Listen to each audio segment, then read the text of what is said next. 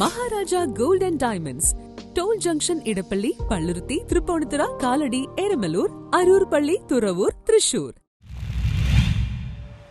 തോട്ടക്കാട്ടുകരയിൽ മോഷണം നടന്ന വീട്ടിൽ മോഷ്ടാവിനെ എത്തിച്ച് തെളിവെടുപ്പ് നടത്തി. തോട്ടക്കാട്ടുകരയിൽ മോഷണം നടന്ന വീട്ടിൽ മോഷ്ടാവിനെ എത്തിച്ച് തെളിവെടുപ്പ് നടത്തി. കുപ്രസിദ്ധ മോഷ്ടാവ് കണ്ണൂർ തളിപ്പറമ്പ് കുടിക്കൽ ഷാജഹാൻ 59 മോഷണം നടത്തിയ രീതി പോലീസിനെ കാണിച്ചു കൊടുത്തു.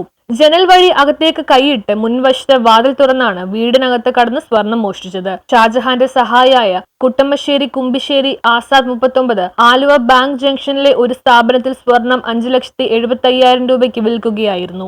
ഇവർ ഈ തുക വീതം വെച്ചെടുത്തു. വീതം കിട്ടിയ തുകയുടെ പകുതി തുക ആസാദിൽ നിന്ന് പോലീസ് കണ്ടെത്തി. സ്വർണം സ്ഥാപനത്തിൽ നിന്ന് കണ്ടെടുത്തു. ജില്ലാ പോലീസ് മേധാവി എം ഹേമലതയുടെ സാന്നിധ്യത്തിൽ വീട്ടുകാർ സ്വർണം തിരിച്ചറിഞ്ഞു. അടുത്ത മോഷണത്തിന് തയ്യാറെടുക്കുന്നതിനിടയിലാണ് ഷാജഹാൻ പോലീസിന്റെ പിടിയിലാകുന്നത്.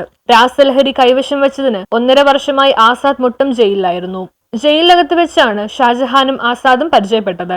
DYSP T R. Rajesh, inspector GP Manuraj, SI-മാരായ എൽദോസ്, K. നന്ദകുമാർ, ASI വിനിൽകുമാർ, CPO-മാരായ മാഹിൻ ഷാ അബൂബക്കർ, മുഹമ്മദ് അമീർ, മുഹമ്മദ് ഷാഹിർ, ജാബിർ, മേരിദാസ്, ബിബിൻ ജോയ് എന്നിവരാണ് തെളിവെടുപ്പിന് ഉണ്ടായിരുന്നത്. News bureau, Kalady.